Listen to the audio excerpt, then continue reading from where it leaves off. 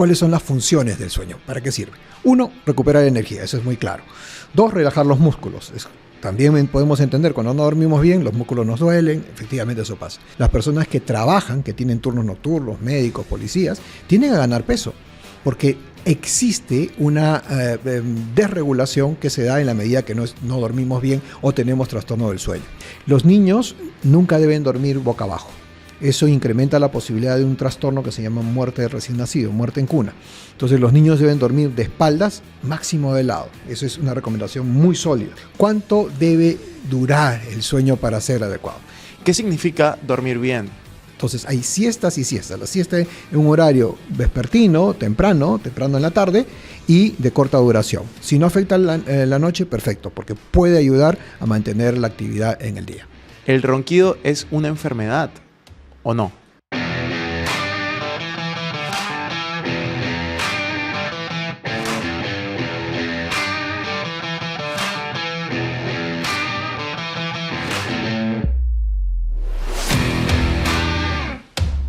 ¿Cómo dormir? ¿Qué significa que estés roncando? Son algunas de las preguntas que alguna vez me he hecho y hoy tenemos un súper invitado. Tenemos al doctor Vizcarra que nos va a solucionar todas las dudas acerca del sueño. Y hoy vamos a ver cómo es que tú puedes dormir mejor, cómo es que tú puedes tener mejores resultados a través del descanso y mucha más información. Prepárense que este episodio está buenísimo. Hola amigos, ¿cómo están? Bienvenidos a una nueva temporada de Circum Podcast. Estamos en la tercera temporada donde estamos hablando de salud y bienestar. Y hoy vamos a hablar de un tema muy interesante que es el sueño, el descanso.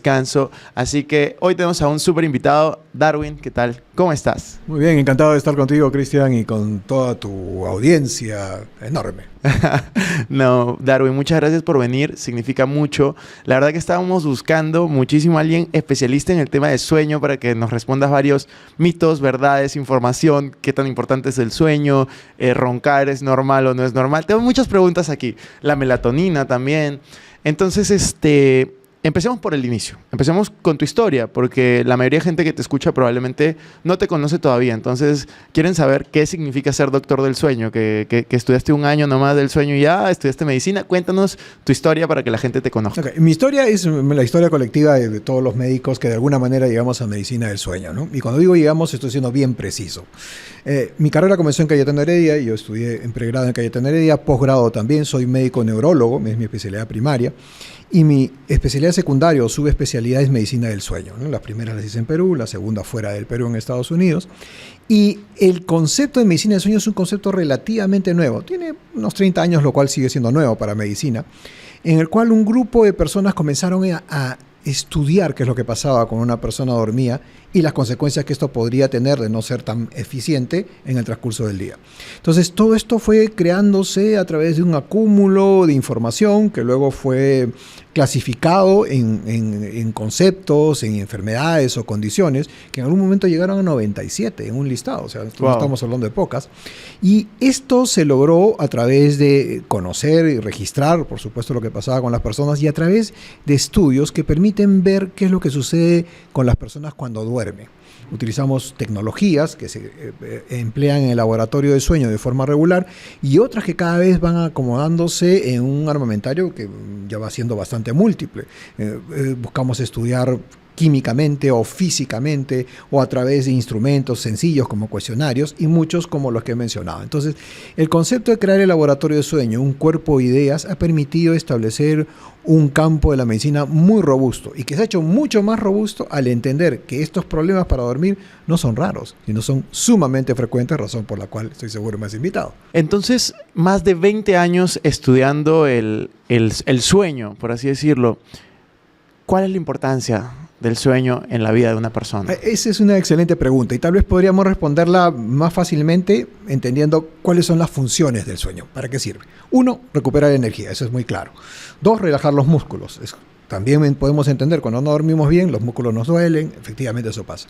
Pero de ahí comienzan a sofisticarse un poco las funciones. 1 es el equilibrio del metabolismo. El metabolismo es aquello que hace que la energía que nosotros consumimos a través de los alimentos se procese de manera adecuada. Bueno, el metabolismo se altera cuando no dormimos. Por ejemplo, las personas que trabajan, que tienen turnos nocturnos, médicos, policías, tienden a ganar peso, porque existe una desregulación que se da en la medida que no dormimos bien o tenemos trastorno del sueño. La regulación del sistema nervioso vegetativo. ¿Qué es el sistema nervioso vegetativo? Ese que controla la presión arterial, los latidos cardíacos, el sudor, el funcionamiento de la vejiga, el intestino. También se altera cuando no dormimos bien. Y las personas se levantan en las noches a orinar cuando no duermen bien, o pueden desarrollar hipertensión arterial y arritmias cardíacas y otras condiciones ligadas a esa desregulación inducida por trastorno del sueño. Otro aspecto importante es la regulación de la temperatura. Un ejemplo, cuando un niño tiene fiebre, ¿qué es lo que hace? Duerme, porque baja la temperatura. Y también la temperatura tiene una relación en dos vías con el sueño. En verano, en particular, tenemos dificultades para dormir, nos despertamos hacia medianoche, porque hay etapas de sueño en las cuales nos convertimos en reptiles. ¿Qué es lo que hace un reptil? No genera escalofríos, no cambia la temperatura y no puede sudar. Entonces nos convertimos en esa fase de sueños reptiles y al no poder hacer eso, si la temperatura es muy alta, nos despertamos. Otra función importante es el aprendizaje. Para poder consolidar aquello que vamos recogiendo a lo largo del día a través del estudio de la experiencia, necesitamos dormir. Si no dormimos bien, no aprendemos, no generamos una estructura de aprendizaje. Otro elemento importante, y este es bastante reciente, es que hay evidencias que muestran que la capacidad de ser empáticos, de poder leer a las personas en sus gestos, su forma, su expresión no verbal, comprender lo que el otro siente, se deteriora en la medida que no dormimos. Y eso hace muy interesante el hecho de que, por ejemplo, aquí en el Perú, donde ya existen algunas estadísticas, por ejemplo, 30% de los peruanos adultos duermen menos de 6 horas, que eso los pone en un estado de privación de sueño. Quizás eso tendrá que hacer con la forma en la cual nos relacionamos entre muchos otros factores. He ahí la importancia del dormir. ¿Y me parece increíble todo lo que dices? Y de hecho yo te conté, yo estuve ahora leyendo bastante acerca del sueño, la importancia que tiene. Algunas cosas que yo pensaba que eran normales no son normales, las vamos a hablar ahora. Pero una pregunta que me surge es, ¿qué significa dormir bien? Okay. Dormir bien es como comer bien. O sea, el resultado nos indica qué tan eficiente o no ha sido el proceso. Entonces, una persona que duerme bien, usualmente despierta bien, no cansada, o muy brevemente cansada, dependiendo de la etapa de sueño en la cual se despierte, es capaz de poder desarrollar sus actividades con buena concentración, buena memoria, eficientemente, es capaz de mantener un ánimo adecuado y es capaz de tener una performance en general social, personal, académica, buena. Entonces, consideramos que una persona duerme bien cuando eso se tiene como resultado. Ahora, existen parámetros también propios del sueño. El primero es duración. ¿Cuánto debe durar el sueño para ser adecuado? En los adultos se considera que entre 6 y 9 horas, pero los estudios más recientes ajustan cada vez más ese rango, hacia alrededor de 7 horas y media. Por supuesto, es muy diferente de un niño. Un recién nacido duerme 2/3 partes del día en siestas recurrentes y un niño que tiene 10 años puede dormir entre 10 y 12 horas en la noche, ya casi no hace siestas. Entonces, va variando en función a cómo vamos desarrollándonos en la vida. Entonces, primer concepto es la duración. Segundo concepto es el horario. No es lo mismo dormir esas 7 horas y media durante el día que dormir en la noche. Entonces, dormir en la noche involucra estar en la cama entre 9, 11 o entre 10 y 12 de la noche y despertarnos entre 6 y 8. Eso es lo regular. Si salimos de ese horario para ir a dormir o bien para despertar, vamos a crear problemas en relación a nuestro reloj biológico que nos hace ser animales, llamémoslo así, de actividad diurna y sueño nocturno.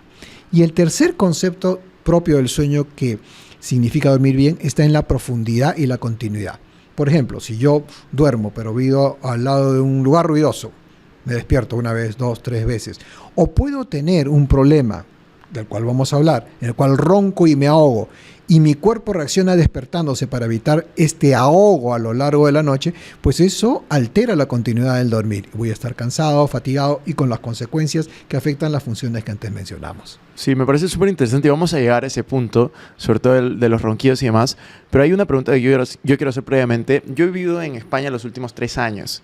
Hay una cultura en España acerca de la siesta y la pregunté el otro día a un doctor, pero quiero hacértela a ti específicamente porque él no era de este campo. Sí. Y es, ¿qué opinamos o qué estudios hay respecto a hacer siestas en general? Eso es interesante. Vamos a hacer una historia muy cortita. Ha existido un prejuicio en la literatura médica que es muy anglosajona, muy europea del norte, donde la siesta es absolutamente exótica, no existe inicialmente. Se decía, bueno, la siesta no debe ser, la siesta es adversa porque resta el sueño nocturno. Eso es solo parcialmente cierto, ¿okay? Porque hay siestas y siestas. Nosotros hoy por hoy aceptamos que una siesta corta, definida en minutos, usualmente menos de 30 o menos de 20 minutos, en la tarde, en las primeras horas de la tarde, puede ser positiva porque permite que las personas se recuperen y tengan un impulso adicional para trabajar o hacer actividades en el resto de la tarde, siempre y cuando no comprometa el sueño nocturno.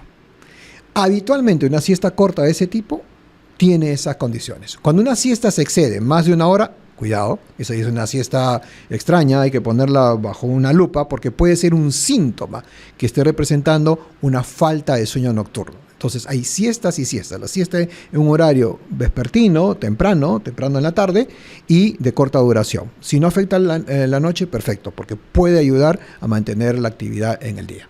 Buenísimo. Entonces, la siesta estamos quedando menor a 30 minutos. Absolutamente. Excelente. La siguiente pregunta es acerca del ronquido. Hay muchas personas que dicen, sí, esta persona ronca, no ronca, a veces ronco, etcétera. Y el otro día justo escuchaba y ahora estábamos hablando de ¿el ronquido es una enfermedad o no? A ver, hay roncadores que enferman al otro, es decir, al que los acompaña, ¿okay? Porque roncar no es grato en la noche, ¿no? Pero hay ronquidos y ronquidos, particularmente el ronquido que es fuerte. Este ronquido. O el ronquido que va seguido de lo que voy a hacer, que es una... Y termina en esto, es decir, ese esfuerzo por respirar que termina en una salida, como que se produce una apertura, ese es el ronquido en el cual hay que tener mucho cuidado. Ronquido fuerte, ronquido con pausas en la respiración, el ronquido en el cual vemos que la persona hace como falta de aire y se despierta con esta sensación de falta de aire, inclusive sin reconocerlo, sin que esta persona lo recuerde.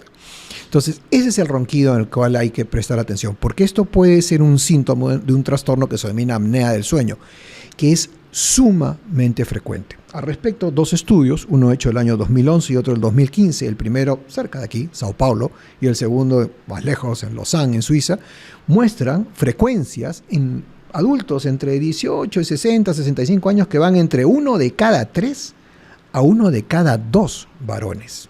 Y entre 1 de cada 2 a 1 de cada 4 mujeres. Entonces, estamos hablando de condiciones que son sumamente frecuentes y que más allá de lo que uno podría pensar que importuna solamente al otro porque ronca, pueden producir consecuencias en las personas que son cansancio, somnolencia, irritabilidad, disminución en la concentración y adicionalmente abre la puerta a una serie de riesgos que tienen que hacer con deterioro cognitivo, infarto cardíaco, infarto cerebral, arritmias cardíacas, entre los mejor estudiados. Entonces, esto de roncar, que nosotros a veces coloquialmente decimos qué rico duerme, qué bien duerme, ronca fuerte, está durmiendo muy bien, cuidado, es exactamente lo contrario. ¿Cómo se puede mejorar estas condiciones, ¿no? O sea, porque ya ahorita 1 de cada 3 personas que nos están escuchando roncan o tienen a alguien al lado que ronca. Entonces, ¿cómo ya dicen, ya detecté esto, es un problema, tenemos que solucionarlo? Ahora, ¿qué hacen? O sea, Ok, primero es reconocer los factores que están alrededor de este problema. Entonces, factores importantes. Uno es el sobrepeso. Sobrepeso, obesidad, es un factor importante. Hace más o menos un 50-60% de la variabilidad. O sea, es importante. No es el 100%, pero es un factor importante. Segundo, el aspecto de la anatomía de la cara. Personas que tienen una mandíbula muy pequeñita y se va hacia atrás, o un paladar muy alto, o que tienen una restricción al flujo del aire en la nariz, pueden roncar en más. Pero particularmente los que tienen sobrepeso, los que tienen alteraciones con un paladar muy largo, son aquellos que pueden ser más susceptibles de hacer apnea del sueño y más severa. Entonces, primero identificar esa condición junto con los síntomas que hace un momento explicamos. Teniendo esto, debe conversar con su médico. Decirle, oiga, doctor, usted nunca me ha preguntado qué tal duermo. Lo cual, dicho sea de paso, penosamente es lo habitual. Es real. Estoy seguro, es real. ¿Cuántas veces vamos al médico y el médico nos pregunta qué tal dormimos? Usualmente muy pocas. Entonces, traer al médico para poder abrir la discusión al respecto. Entonces, abierta la discusión, esta condición adquiere una dimensión aún más importante en quienes ya son hipertensos, en quienes ya tienen algún problema cardíaco o un problema metabólico como diabetes. Entonces, ahí es donde hay que tener muchísima más atención. ¿Qué es lo que se hace? Consultar con un especialista, hacer un estudio que permita identificar si la persona efectivamente tiene apnea del sueño y de qué grado, porque eso varía mucho en las indicaciones terapéuticas, y en función a eso establecer un plan, que por un lado tiene la disminución de peso, que es importante, pero habitualmente no es suficiente para corregir el problema. Y luego generar una estrategia ad hoc. Esa estrategia que puede incluir. Puede incluir el uso de unos dispositivos, unos equipos que se colocan en el velador, que son unos compresores de aire, que a través de una manguerita larga que tiene 2 metros de largo termina en una máscara en la nariz o nariz y boca, habitualmente lo primero. Y eso permite el ingreso de aire un poquito más forzado a presión para que la garganta, que es donde se genera el colapso, donde roncamos, se abra y por tanto se evite la asfixia. Existen también cirugías, existen algunos dispositivos que se hacen con los dentistas para modificar un poco esta posición de la mandíbula que dijimos al estar atrás puede interrumpir el flujo del aire. En algunos casos leves se puede controlar la posición al dormir. A veces estar de lado ayuda muchísimo. Y en otros hacer un poco de terapia de recuperación muscular con un terapista. Entonces, hay una serie de opciones que se pueden abordar e incluyen también cirugías de la lengua o del paladar. Cuando uno mira esto, y el solo hecho de mencionarlo ya puede darle un nivel de complejidad, digamos, superlativo. Pero en realidad hay cosas que preventivamente uno puede hacer. Y una importante es el control de las alergias. En Lima y en Perú son muy frecuentes. Y el control del peso. Yo creo que con esos 2 factores podríamos ayudar a prevenir que las condiciones fueran tan frecuentes como los números que presenté hace un momento. Hablaste de posiciones al dormir. Eso me interesa mucho porque a mí o sea, yo sé que no ronco, pero sí me ha pasado que alguna vez he roncado. Y siempre ha sido cuando he estado durmiendo boca arriba. Entonces, y me despertaba y era como, ¿qué pasó? Sí, y luego me volvía a dormir en otra posición. Entonces, ¿hay alguna como posición recomendada al dormir? O hay, por ejemplo, hay un tema que todos mis amigos se burlan de mí porque yo no sé si es bueno o malo, pero yo aquí estoy así vulnerable, ¿ya? Yo cuando duermo, yo no puedo dormir con una almohada en mi cabeza. O sea, yo duermo, puedo abrazar una almohada, pero no puedo ponerme la almohada en la cabeza porque me incomoda. Entonces, quiero preguntarte, posiciones al dormir, si hay alguna recomendada. Y número 2, ¿qué tan raro es que no puedas dormir con una almohada en la cabeza? O sea, si es recomendable o no es recomendable. Okay, esto es interesante. A ver, culturalmente, hay poblaciones que duermen sobre un tatami, Japón. Hay personas que duermen en hamacas. Hay personas que duermen semisentadas. Hay personas que duermen en sacos. ¿Okay? Y en general lo que se ha visto es que culturalmente no parece haber un impacto sustantivo en ello. ¿Por qué? Porque cuando dormimos tendemos a cambiar de posición. Es infrecuente, no digo que imposible, pero es infrecuente que una persona duerma en una misma posición todas las noches. ¿Okay? Por tanto, recomendar una posición es tal vez la posición que nos consuela al momento que nos echamos a la cama, pero el cuerpo busca su alivio en función de la presión sobre la superficie, originada por la superficie en la que dormimos, o un trastorno respiratorio del sueño, o dolor, en fin, hay una serie de razones por las cuales las personas cambian de posición. Posiciones recomendadas existen en 2 condiciones bien definidas. En los niños, en los primeros 6 meses de vida. Los niños nunca deben dormir boca abajo. Eso incrementa la posibilidad de un trastorno que se llama muerte de recién nacido, muerte en cuna. Entonces los niños deben dormir de espaldas, máximo de lado. Eso es una recomendación muy sólida.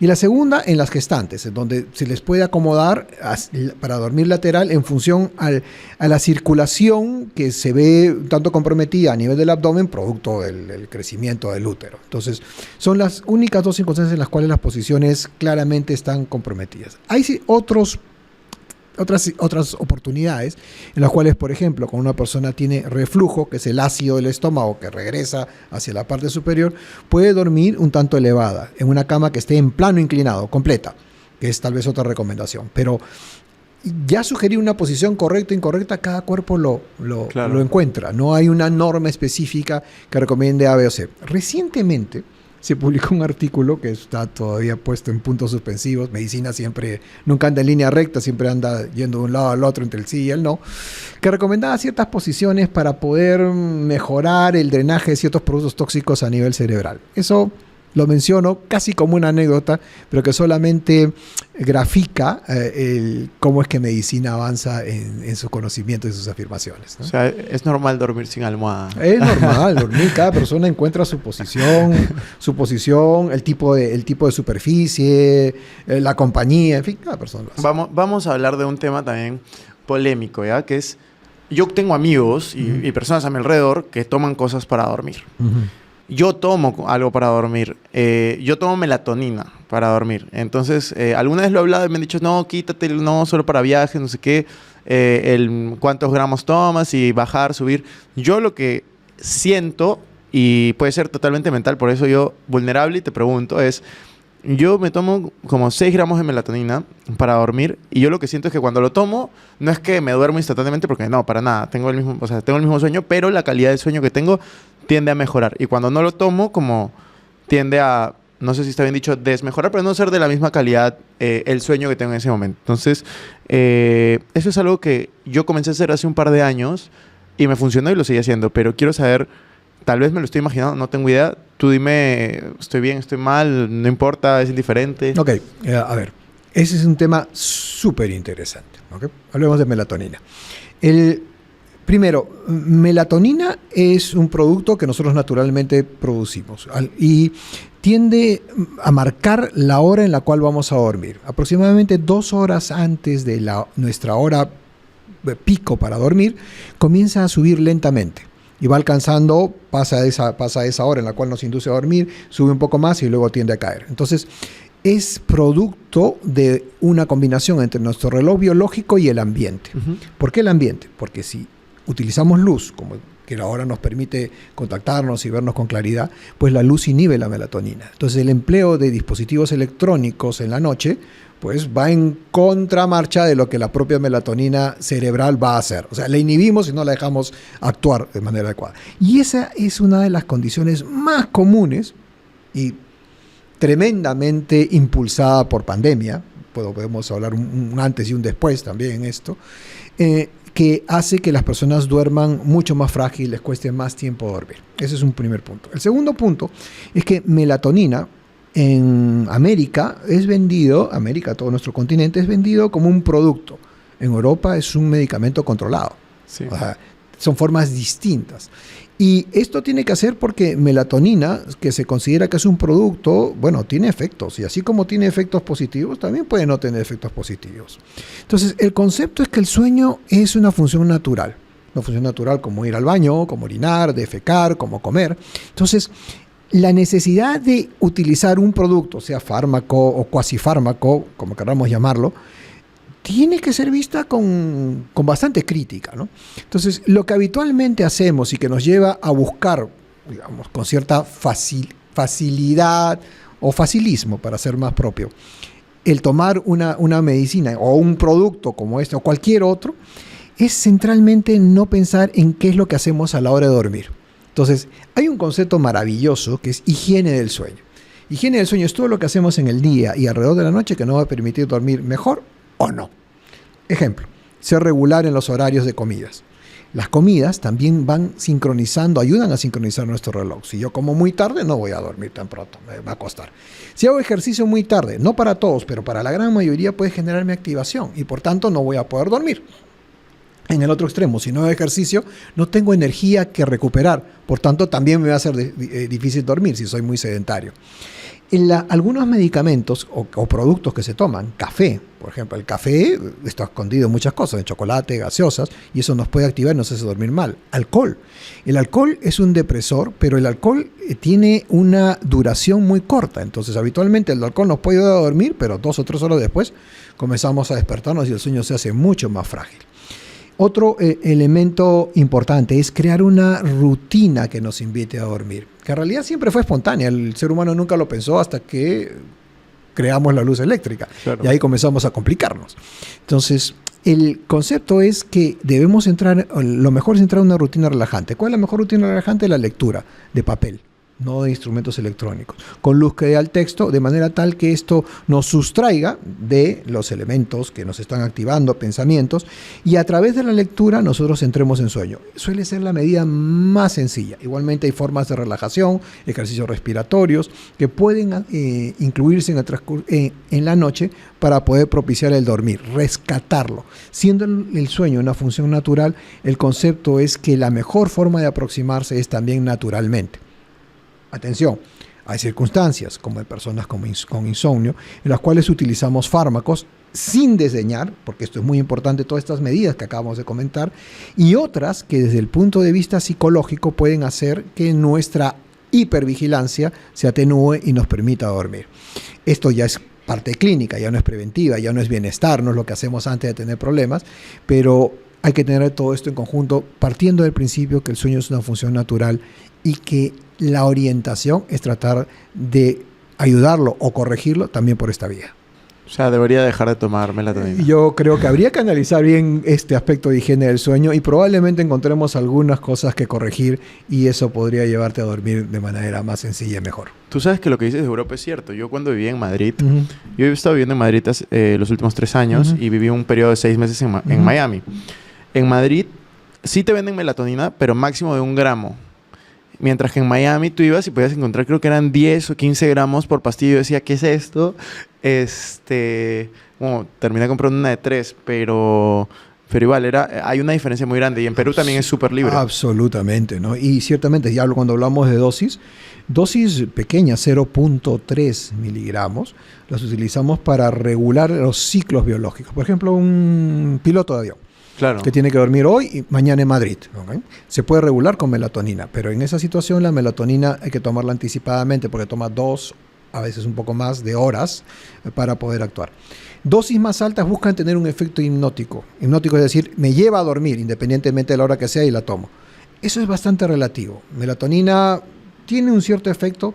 No es el medicamento, hablando ya de fármacos, que tal vez tenga la mayor eficacia en ello, pero su facilidad de acceso lo ha convertido en algo que se usa muy frecuentemente, ¿no? Algo que yo me he percatado mucho también en mí, o sea, me gusta hablar a mí desde mi experiencia y de ahí vamos sacando ejemplos, alguien se puede relacionar, yo no sabía el efecto que tenía el alcohol en el sueño. O sea, desde que me compré este aparato que me mide el sueño todo el rato, me di cuenta cada vez que salgo de fiesta y me puedo tomar 3 vasos, 4 vasos y tengo una noche, o sea, yo pienso que es una noche buena y luego veo y es como mi ritmo cardíaco ha subido, o sea, no he descansado como debería y eso es algo que creo que la mayoría de gente no sabe o no se da cuenta. Es cierto, pensamos que el alcohol más bien nos ayuda a dormir, cosa que es parcialmente cierta. O sea, en un principio es un depresor, un sedativo, nos hace dormir, sí, claro, pero la eliminación del alcohol es rápida y eso hace que nos despertemos a mitad de la noche. Y esos despertares usualmente son la forma de explicarlo es como un resorte. El alcohol es un resorte, es la presión sobre el resorte de nuestro estado de hiperactividad. O sea, nos hace dormir. Pero cuando se ve el efecto del alcohol, ¿qué hace el resorte? Rebota y se va más arriba. Entonces podemos despertarnos con sed, taquicardia, ganas de orinar, palpitaciones, más inquietos, producto del alcohol, y con malestar. Entonces, alcohol no es una buena vía. Lamentablemente, suele ser empleado, quizás no tanto en Perú, en otros lugares inclusive como una ayuda para dormir. Claro. ¿Okay? Lo cual es absolutamente insano, ¿no? Entonces, el alcohol. Quisiera poner énfasis también en tu testimonio, que me parece sumamente interesante. Yo también tengo un reloj parecido, con funciones parecidas. Entonces, el sueño es una función natural. Claro, y nosotros tenemos ahora estos dispositivos que nos dan indicaciones de bienestar, los pasos, ejercicio, calorías, y en fin, pueden ser hasta más sofisticados. Y en relación a dormir, no son tan exactos, ¿okay? Pero uno de los fenómenos que se viene viendo es que las personas comienzan a auditar su sueño a través de los dispositivos. Y eso viene creando una condición muy interesante que se denomina ortosomnia. ¿Qué significa? Orto es correcto y somnia sueño. La búsqueda del sueño correcto. La búsqueda del sueño igual. La búsqueda del sueño ideal maravilloso. Y eso no existe. No existe. Todos dormimos diferente una noche que otra. No siempre va a ser tan buena y es así. No todos los días comemos rico, no todos los días comemos lo mismo, no todos los días comemos, a veces nos saltamos una comida. ¿Okay? Entonces, estos dispositivos comienzan a generar en algunas personas una atención excesiva hacia el dormir. Y cuando yo presto atención excesiva a una función que es natural, ¿qué sucede? Me esfuerzo por obtener relajación. Y eso es absolutamente contradictorio. No puedo esforzarme por relajarme. Entonces, lo que estamos viendo es que hay personas que consideran que su sueño es imperfecto en la medida que el dispositivo se los diga. Claro. De pronto, ¿cómo te sientes? Bueno, estoy bien, pero no he dormido bien, doctor. Hey, cuidado. Estamos creando otra condición, otro problema totalmente accesorio, añadido y real, ¿no? Me parece súper interesante eso que dices de intentar controlar mucho, ver mucho. Hay un par de temas más que me gustaría ver respecto al sueño y cómo afectan. Uno es chocolate/azúcar y el otro es el café. Okay. ¿Qué tanto impacto? Porque tú decías, claro, tomar café antes de dormir, pues no. O sea, eso sí. es un estimulante, ¿no? Cuéntanos un poco qué tanto efecto tiene, o tal vez no tiene relevancia ni efecto, lo que consumes en cuanto a chocolate, azúcar y el café para el sueño. A ver, chocolate tiene también cafeína. O sea, el chocolate tiene cafeína. Entonces es parte integrante de los estimulantes. O sea, comer chocolate en la noche es muy bonito. Cuando llegas a una habitación muy bien acomodada, de pronto un hotel muy, muy elegante, te ponen un chocolatito. Pero es mejor no comerlo porque podría afectar un poco tu sueño. El dulce sí tiene un efecto, porque el dulce en cantidades pequeñas, o sea, ¿Qué es una cantidad pequeña? Exactamente, quiero ir. O sea, el dulce no es comerte un caramelo, no es una pasta enorme antes de dormir, no. Cantidades pequeñas, por ejemplo, media cucharadita de mermelada. Okay. Media porción de helado de las tradicionales que vienen en bolitas. ¿Qué es lo que tiene esto? El dulce es, a través de una serie de productos químicos, impulsa la producción de una sustancia que se llama serotonina. Y la serotonina a nivel cerebral se encarga de bienestar. O sea, es el neurotransmisor que nos da bienestar. No necesariamente felicidad, pero sí bienestar. Entonces, sentir bien nos relaja y eso puede ayudar un poco a dormir. Eso mismo se encuentra en la leche, en el triptófano también.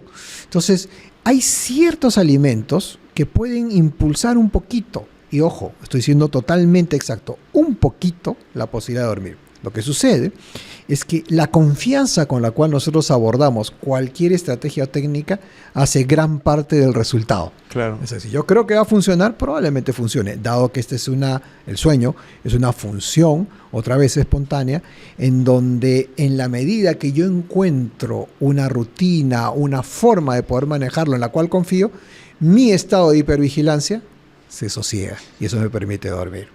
Entonces, ese es ese aspecto. Ahora, dulce excesivo que produce un estado mayor de activación. Por ejemplo, a los niños a veces se recomienda no darles muchos dulces en la noche, eso tiene sentido. Y hay niños que son más sensibles que otros. No todas las personas tienen este comportamiento.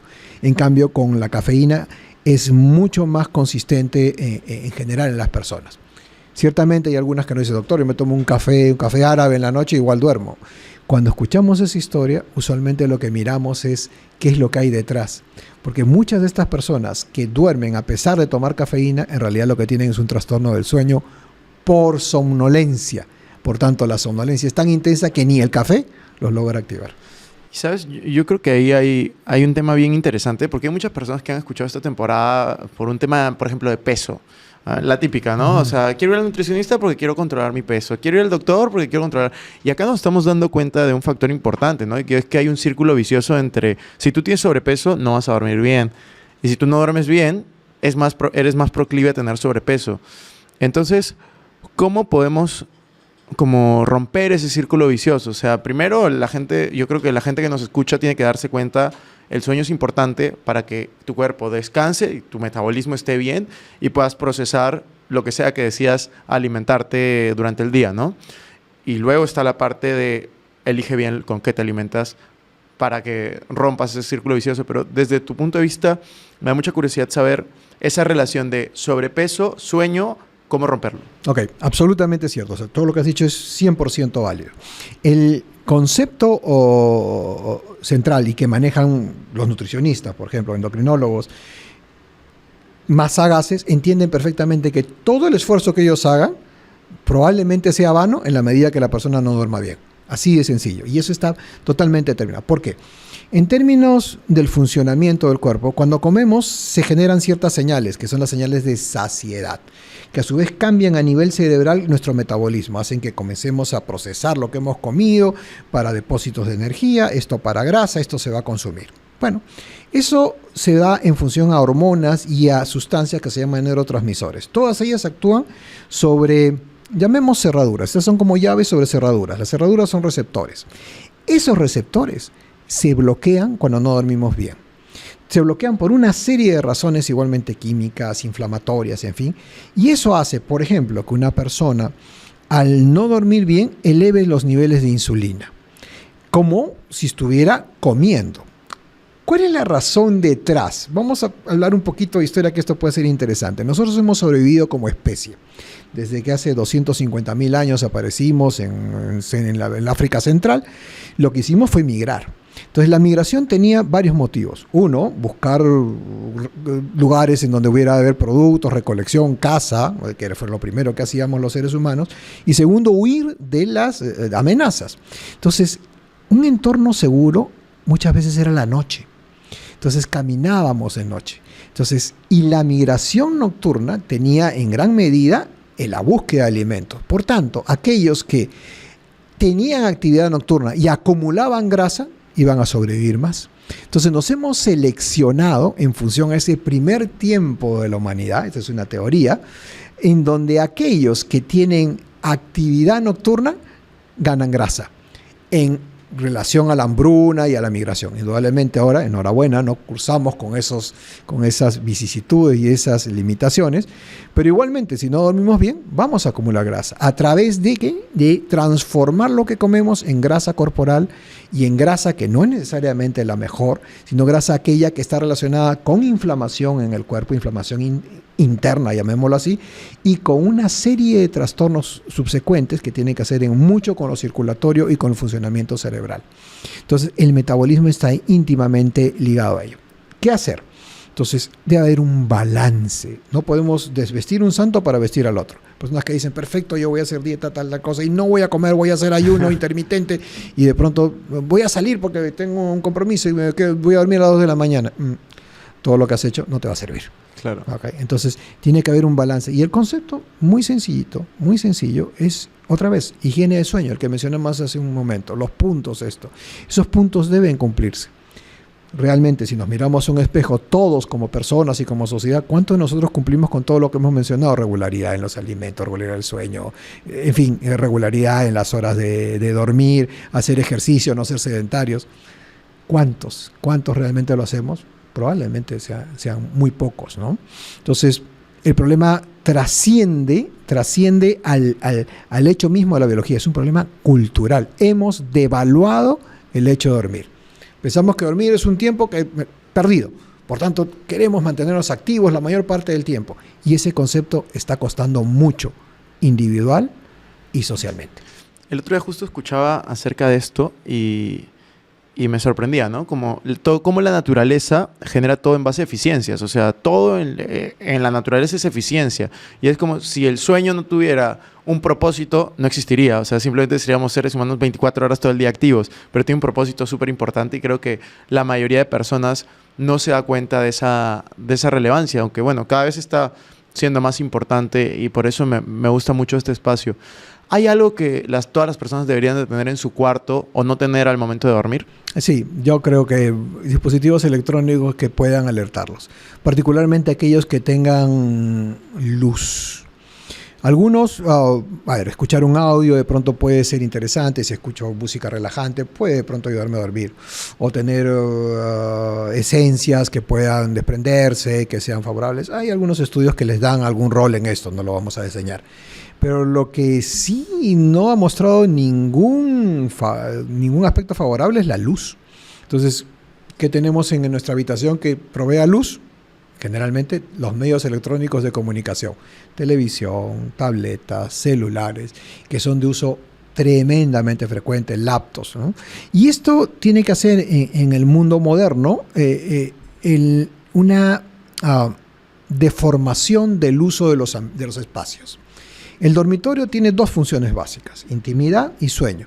Pero actualmente los dormitorios son escritorio, lugar de reuniones, comedor, centros de solución de crisis, algunas veces gimnasio, en fin, trascienden a las funciones naturales, como que utilizáramos, no sé, el inodoro para otras funciones, para saltar, hacer equilibrio, o sea, simplemente no tiene sentido. Entonces, esa devaluación y esa falta de comprensión y aislamiento de ciertos espacios hace que el cerebro aprenda inconscientemente que esos espacios no sirven para la función que inicialmente estuvieron destinados.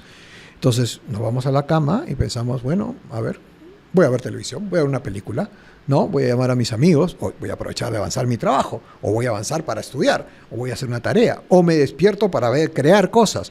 Entonces, hay una perturbación central, absolutamente central, en el respeto, vamos a decirlo así, por este espacio, y también en el respeto por la oportunidad y el tiempo para dormir, que como bien has mencionado, en la medida que no lo hacemos así, pues tiene costos muy altos. ¿Qué le dirías a una persona que dice necesito ver una película o una serie para dormir? Ya sea en tu laptop o en tu tele ahí al frente. Ok, entendería que muy probablemente tiene un estado de hiperactivación y tiene lo que se denomina condicionamiento. Condicionamiento significa, es algo que aprendemos inconscientemente y que se facilita con la experiencia. Entonces, yo estoy condicionado en el dormitorio a que necesito algo que me saque de mis pensamientos, ¿no? de ese estado de hipervigilancia. Entonces, recurro a lo más sencillo, la televisión.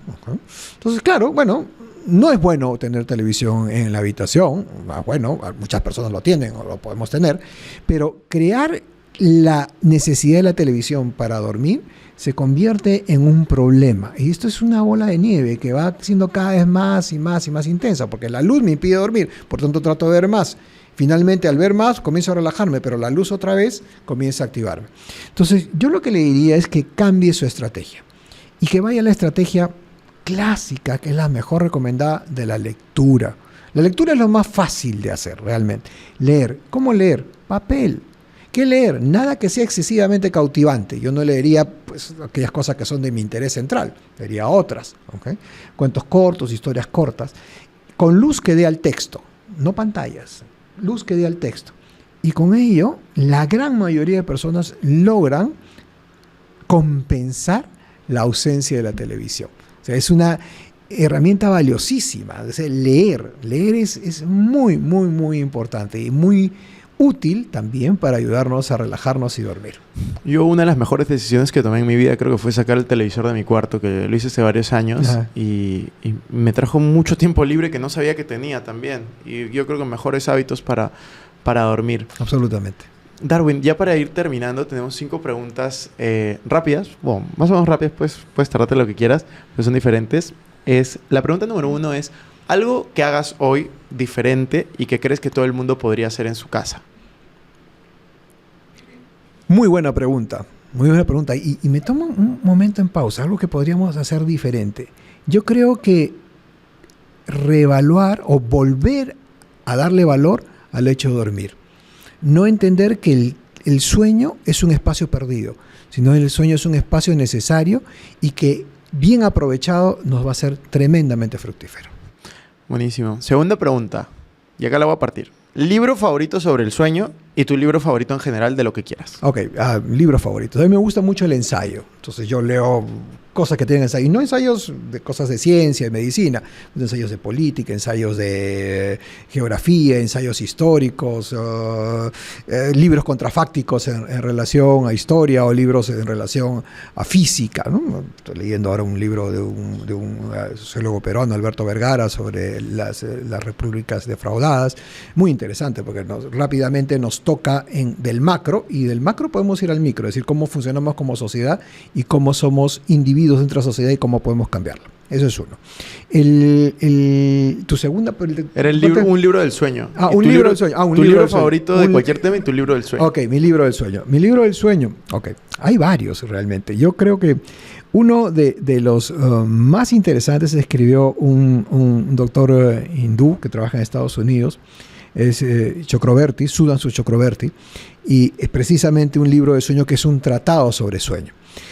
¿Por qué tiene un valor especial para mí? Porque yo conozco al autor, lo conocí, es un tipo genial, muy inteligente, brillante, y que además tuvo la enorme visión de crear una asociación mundial del sueño. Por tanto, no solo su obra académica, sino su vida personal lo hace un personaje absolutamente atractivo. Buenísimo. Tercera pregunta. Una frase que te guste mucho. Una frase que me guste mucho. La que se te venga a la mente. La primera que se me viene. La que quieras decir. Qué interesante. Esa es la primera que se me viene. Cuando escucho algo o tengo una conversación como esta, la primera frase que me viene a la mente es qué interesante. Cuarta pregunta. Una palabra o concepto clave que te gustaría compartir. Palabra clave. Tiempo. Tiempo. El valor del tiempo. Yo creo que el valor del tiempo es algo que está devaluado. O sea, nosotros hacemos cosas y no agendamos nuestro tiempo. Y agendamos nuestro tiempo en actividades, agendamos nuestro tiempo en cosas como el ejercicio, agendamos nuestro tiempo en la relación con otros, en la relación con nosotros mismos, sin duda, que es muy importante, y en la relación con nuestro sueño. Entonces, tiempo. Yo creo que el tiempo, el análisis del tiempo, la protección del tiempo, la gestión del tiempo, vamos a llamarlo así, creo que es un aspecto fundamental y que en la medida que no enfocamos, pues nos hace más pobres en general, y en la medida que lo hacemos, nos va a enriquecer como personas y en salud. Buenísimo. La última pregunta que tengo es algo que te hubiera gustado saber antes. Antes, imagínate, la mayoría de gente que nos escucha, para poner contexto, tiene entre 20 y 30 años. No. Entonces, si pudieras retroceder en el tiempo, ¿qué te hubiera gustado saber a esa edad que hoy sabes? Ok. Yo creo que,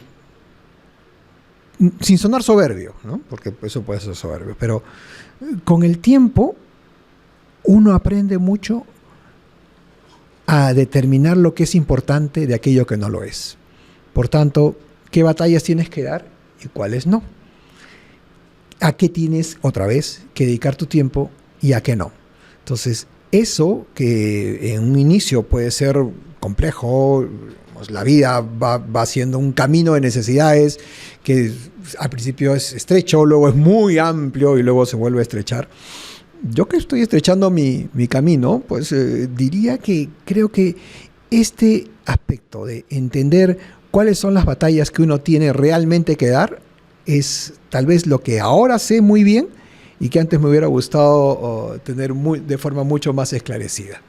Buenísimo. Darwin, muchísimas gracias. ¿Algo que quieras compartir con las personas que te escuchen antes de cerrar este episodio? Sí, que me parece fantástico que pues, se pueda llegar a un grupo importante de personas a poder transmitir un mensaje de forma sencilla y llevar a la reflexión. Ese es el concepto, llevar a la reflexión de cómo, en este caso, la materia de sueño que nosotros hemos discutido hoy por hoy, no es algo que nosotros podamos simplemente soslayar y pensar, bueno, esto está un poquito al margen. No, es absolutamente esencial en nuestras vidas. Y nuevamente, el mensaje para llevar a casa, ¿okay? El mensaje para llevar a casa, el sueño no es un tiempo desperdiciado. El sueño es un tiempo invertido con réditos altos. Buenísimo. Muchas gracias, Darwin. Okay, encantado de haber estado contigo.